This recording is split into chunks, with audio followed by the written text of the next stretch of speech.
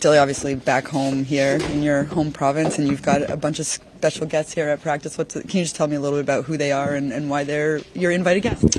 Yeah, I was one of those kids. It's a bit of a while ago now, but just a minor hockey association that I grew up with there in Surrey, Langley. A friend of mine now is the head coach of it and everything, Tim Preston, which he was able to bring the kids out today to watch New Jersey Devils practice and hoot and holler when we scored some goals and give us some more good vibes. So it was fun. Are some of those kids part of your summer camp that you do? Yeah. Some of them are involved in that. There's a couple different age groups. I think today was the U12s or U11s that were out here. So some kids in elementary school just excited to come and watch some NHL practice and get some autographs for some of the guys, which is nice, and have a fun day. I was going to say that I was sitting by them and they were saying, "Oh, where's Brendan Dillon?" They're like, "No, but where's Jack Hughes? Where's Jack Hughes? Are you okay to play second fiddle?" You know what? I'm second fiddle in a lot of different aspects, and I'm okay doing that. Very, very cool to have them come and join in on that. And why are those moments important to you, to be able to give back to your community like this? I'm not here without that chapter of my life, without that chapter of my hockey career. As a young player growing up in Canada too, especially, hockey's everything. You're playing road hockey at school. You're watching hockey at home. You're playing mini sticks with your buddies. You're talking about in this case, Vancouver Canucks game the night before at school the next day. So hockey's everything, and I'm just so fortunate to do what I do. I love being an NHL hockey player. I love being a New Jersey Devil, and I think when I can kind of share in, a day in the life of a hockey player and what we go, and I'll go and see them for a little bit now. It's just a cool aspect of this, which comes with the territory. And then your Brendan Dillon camp in the summer, is that just for defensemen, or is it or did it start that way? Can you tell me a little bit about that program that you run? Yeah, so it kind of started that way as just a BD5 hockey camp, and then evolved into a bunch more kids that didn't necessarily want to be defensemen specific that wanted to join in, and there's so many aspects, especially at a young age, whether it's backward skating or just realizing defensive zone coverages, stuff like that can come in. So we've had centermen, wingers, we have a couple goalies that come in, and the best part about it is all the money goes towards charity. So we're able to have a good thing going, do it in my hometown area, with friends that are kind of helped me become the player I could be, helping coach as well throughout the week, and some fun games and some devil swag and whatnot that goes into it. And all in all, a fantastic week I really look forward to every year. Thanks, Dillon. Obviously, a day off yesterday. You guys are coming off of two really good performances. What do you sort of feel your team is feeling right now with where your game has sort of been trending towards?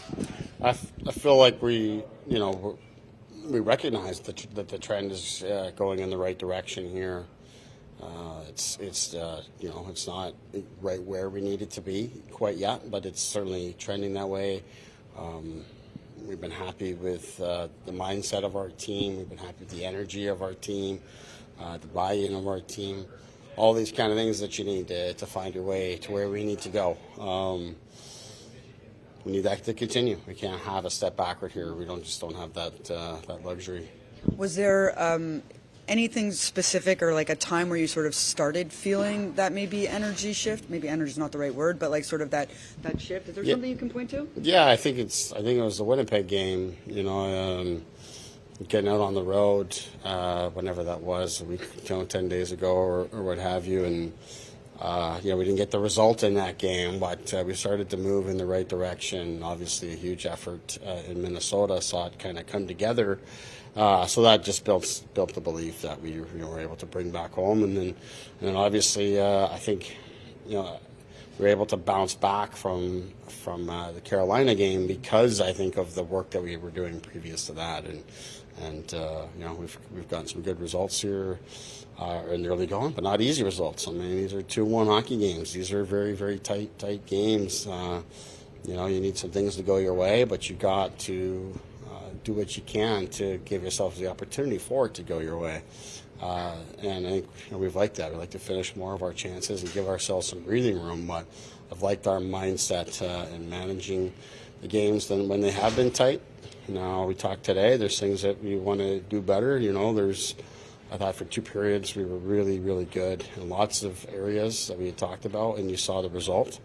Third period, we cracked a little bit, and we let some of their best players kind of break free and get the ice that wasn't available to them in the first 2 periods. So that's kind of, just a reminder for us to stay with it.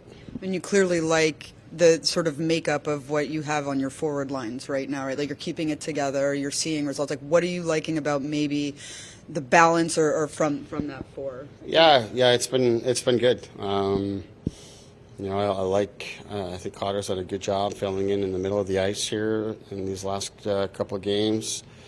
So that's been helpful. I think Connor Brown, has really helped and supported that line. Glass and Gritzik, I expected they were going to continue to do good, and Lenny has filled in beautifully and had two real good games here to start. So there's lots to like, and the other 2 lines have been really good too, despite some tough matchups and such, especially with Edmonton. But like I talked about, I felt going into the Edmonton game that our depth, because of what we just talked about, the way our lines were, that it could be a real factor in the game, and that's how it shook out. What's the challenge for Nemo having to go to the offside there, right? Like obviously it's all out of necessity right now, and we've talked about him trying to find his game again and sort of that. Like what is that challenge for him right now?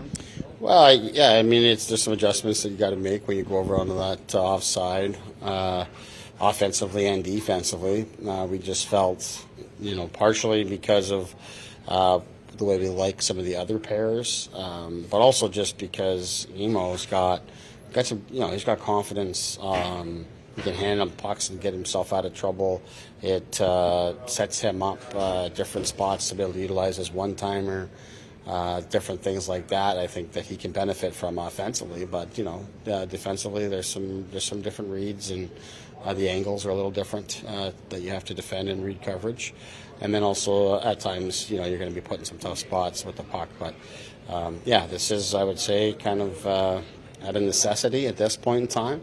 But we think he's well equipped to manage it, and it helps us keep those other 2 pairs together.